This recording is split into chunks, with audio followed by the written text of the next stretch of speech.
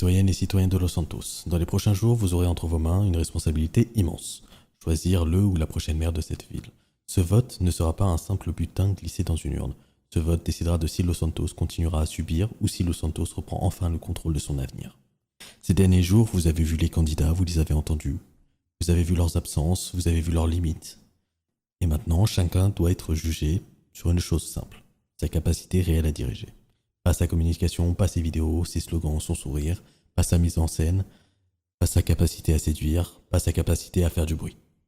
Son programme, sa présence, son courage, sa capacité à répondre aux citoyens. Et sur ce point, soyons clairs. M. Patrick Singer était absent. Absent au débat privé, absent au débat public, absent quand il fallait expliquer sa vision, absent quand il fallait répondre aux inquiétudes des citoyens, absent quand il fallait défendre un programme. M. Singer a trouvé le temps de faire des vidéos, il a trouvé le temps de se présenter comme le futur maire de cette ville, il a trouvé le temps de jouer avec l'image, la posture, la phrase facile.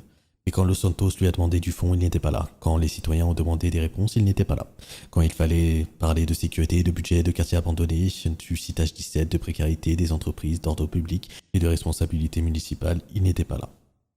Alors je le dis franchement, on ne dirige pas une ville depuis une vidéo de campagne. On ne devient pas maire parce qu'on se proclame maire. On ne mérite pas la confiance des citoyens en étant absent au moment où il faut défendre ses idées. Et soyons encore plus francs, Los Santos n'a pas besoin d'un candidat qui passe plus de temps à boire qu'à travailler ses dossiers. La mairie n'est pas un bar, la mairie n'est pas une blague, elle n'est pas un comptoir où l'on improvise entre deux verres. Diriger une ville exige de la tenue, de la sobriété, du sérieux, de la présence et du sang-froid. Monsieur Singer donne l'image d'un candidat qui boit, qui improvise, qui se filme, qui disparaît, mais qui ne présente aucune ligne sérieuse. Ce n'est pas une campagne municipale, c'est une suite de scènes sans programme.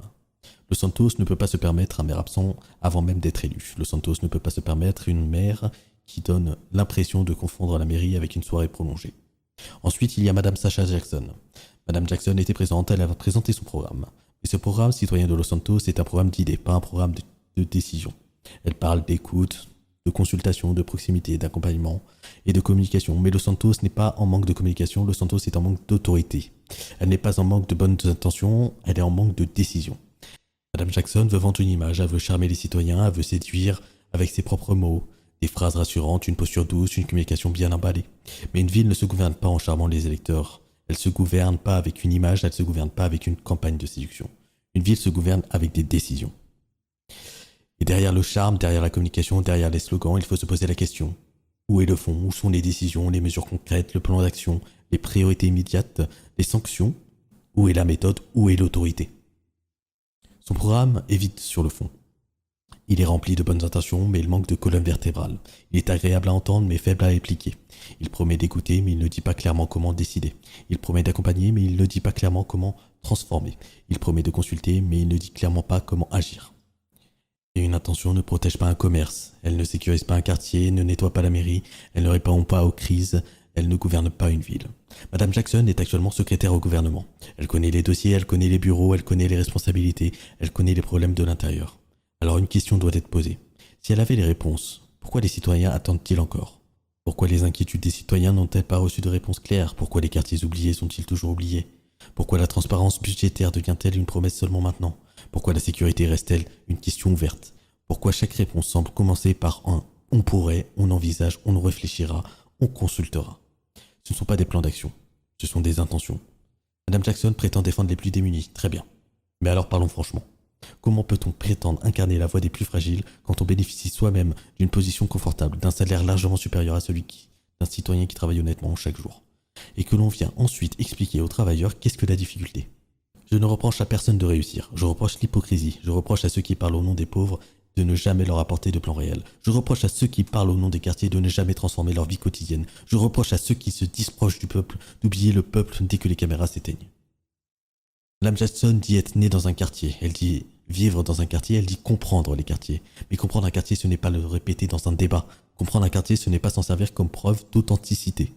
Comprendre un quartier, ce n'est pas venir vendre une image de proximité aux citoyens. Comprendre un quartier, c'est apporter des solutions concrètes aux citoyens qui y vivent. Où est le plan des commerces qui ferment, pour les travailleurs qui n'arrivent plus à suivre, pour le plan des familles qui subissent l'insécurité, pour les jeunes qui glissent vers les gangs, pour les habitants qui demandent simplement de la lumière, de la sécurité, de l'emploi et du respect? Elle parle des quartiers, moi je parle aux quartiers. Et je peux vous dire une chose, les citoyens, les patrons, les employés, les commerçants que j'ai rencontrés m'ont dit la même chose. Ils n'ont pas vu les candidats, ils n'ont pas été écoutés. Personne n'est venu leur demander réellement quelles étaient leurs craintes, leurs modes de vie, leurs besoins, leurs difficultés, leurs attentes. On parle souvent du peuple, mais on lui parle rarement. Alors moi je suis allé écouter ces citoyens.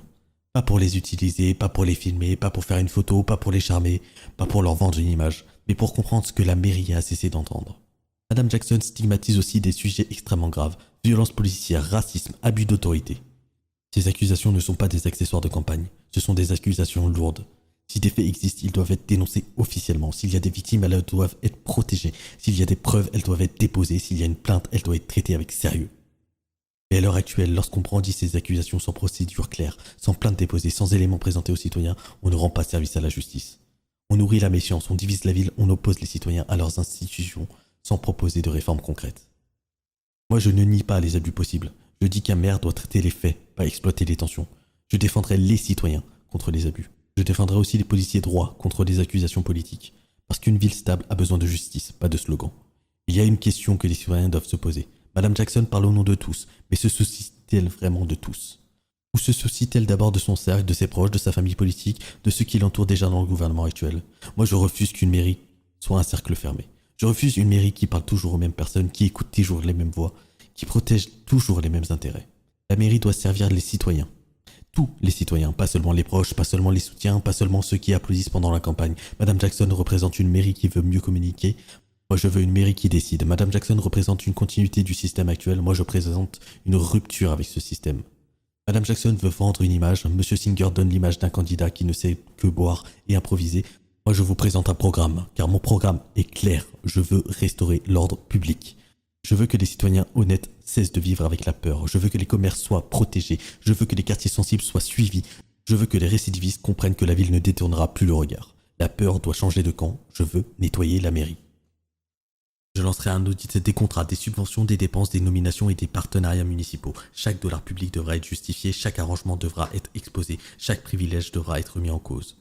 Je veux mettre les citoyens d'abord, les travailleurs, les familles, les commerçants, les vétérans, les soignants, les policiers droits, les entrepreneurs honnêtes, les résidents légaux et tous ceux qui respectent les règles doivent redevenir la priorité de cette ville. Je veux défendre les entreprises loyales. Los Santos a besoin d'entrepreneurs, d'emplois, de commerces actifs, d'économie locale, mais je refuse que l'argent public serve les entreprises fantômes et les sociétés frauduleuses ou les commerces de façade. Je veux reprendre les quartiers abandonnés, le South et les quartiers les plus fragiles ne sont pas des décors de campagne. Ils n'ont pas besoin qu'on vienne les filmer avant une élection. Ils ont besoin de sécurité, de lumière, de commerce protégé, de présence municipale, de nettoyage et de réparation, ainsi que de respect. Je veux traiter la précarité avec dignité. Les plus démunis de Los Santos ne doivent pas être utilisés comme un accessoire politique. Ils ont besoin de soins, de protection, d'accompagnement et de réinsertion, ainsi qu'un vrai plan. Je veux une ligne claire sur l'illégalité. Je respecte ceux qui viennent légalement, qui travaillent honnêtement et qui respectent notre ville. Je combattrai les filières, les faux papiers, les clandestins, les employeurs fraudeurs et toute politique qui transforme Los Santos en refuge pour l'illégalité. Je veux protéger nos services d'urgence. Une ville forte protège ceux qui la soignent. Je veux une meilleure coordination entre la mairie, le SAMS, la police et les services municipaux. Je veux des protocoles de crise, des moyens, des stocks d'urgence et une réponse claire face aux pannes, aux attaques, aux incidents et aux catastrophes. Je veux encadrer le site H17 et le Cube. Le Cube ne doit pas être une attraction touristique pour certains et un secret d'État pour d'autres, et une source de peur pour les citoyens. Je veux un bureau de stabilité anormale, un suivi des anomalies, des rapports publics, une surveillance de groupes sectaires et une vraie préparation municipale. Citoyens de Los Santos, voilà la différence. Monsieur Singer n'était pas là pour défendre un programme, Madame Jackson était là, mais elle a présenté des intentions. Monsieur Singer a fait campagne entre les vidéos, l'absence et les vers. Madame Jackson a fait campagne par le charme, l'image et les mots creux. Moi je vous présente une ligne. Ordre, probité, stabilité, responsabilité et autorité. Je ne vous promets pas une ville facile. Je ne vous promets pas une ville parfaite. Je ne vous promets pas une mairie douce, confortable et décorative. Je vous promets une ville tenue. Une ville où les citoyens honnêtes passent avant les fauteurs de chaos. Une ville où la mairie ouvre ses dossiers, où les quartiers oubliés sont repris en main, où les entreprises honnêtes sont soutenues. Une ville où les dépenses publiques sont contrôlées. Une ville où H17 ne reste pas un mystère réservé aux puissants. Et une ville où l'autorité revient là où elle aurait toujours dû être, au service des citoyens. Dans quelques jours, vous aurez un choix. Vous pourrez choisir l'absence. Vous pourrez choisir l'alcool, l'improvisation et les vidéos sans programme. Vous pourrez choisir la continuité. Vous pourrez choisir le charme, l'image, les idées sans décision, les discours sans plan, la proximité sans résultat. Vous pouvez choisir l'union. Moi je suis présent, mon programme est clair, ma ligne est assumée. Votez Thomas Jefferson Callahan, votez pour l'Union, pour la stabilité américaine. Parce que la stabilité n'est pas une option, parce que l'ordre est la première condition de la liberté, parce que Los Santos mérite mieux que les promesses, mieux que les clips, mieux que l'improvisation, mieux que l'alcool, mieux que le charme politique, mieux que les campagnes vides. Face au chaos, l'Union. Une ville, une loi, une autorité. Los Santos ne subira plus, Los Santos reprendra le contrôle.